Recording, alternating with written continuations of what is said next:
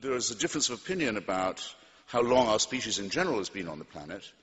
It's a flash of a second in evolutionary time. Richard Dawkins thinks it might be as long as 250,000 years. You make it 250,000. Francis Collins, the man who did the DNA decoding, the Human Genome Project, who is, by the way, another Christian scientist, or rather, scientist who is a Christian. I won't make that mistake again. You know what Mark Twain said about the work of Mary Baker Eddy, the Christian Science writer, founder of it, her books? Chloroform in print, he said. This is a digression. It's a digression. Francis Collins says at least 100,000 years. We can show we've been around for that long. It's quite a long time. I'll take 100. Never mind. I don't need 250,000 for my point. Make it 100,000. 100,000 years, people have been, our species have been around on this speck. Born, usually dying. Actually, a great number of them in childbirth wouldn't have got beyond being born.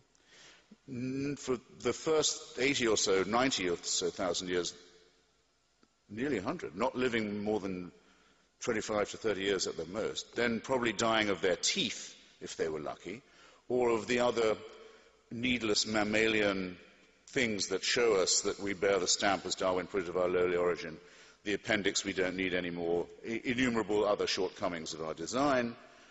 We're designed to live on the savannah that we've escaped from. Terrible disease, suffering, misery, malnutrition, and fear. Where do the earthquakes come from? Why is there an eclipse? What are the shooting stars doing?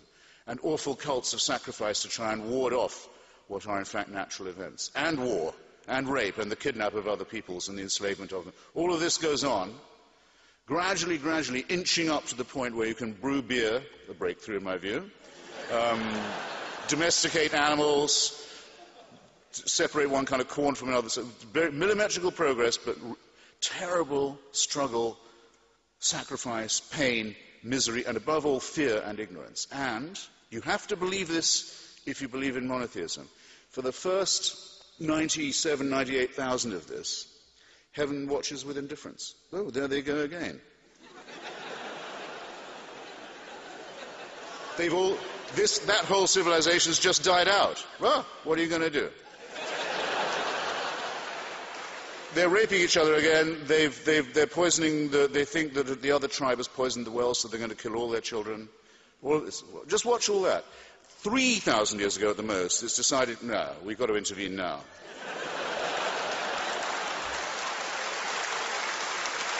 You have to believe it.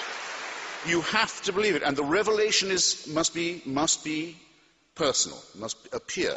So we'll pick the most backward, the most barbaric, the most illiterate, the most superstitious, and the most savage people we can find in the most stony area of the world. We won't appear to the Chinese, who can already read.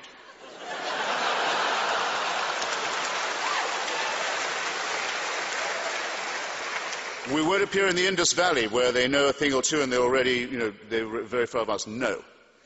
We'll appear to this brutal, enslaved, hopeless, superstitious crowd, and we'll force them to cut their way through all of their neighbors with slaughter, genocide, and racism, and settle on the only part of the Middle East where there's no oil.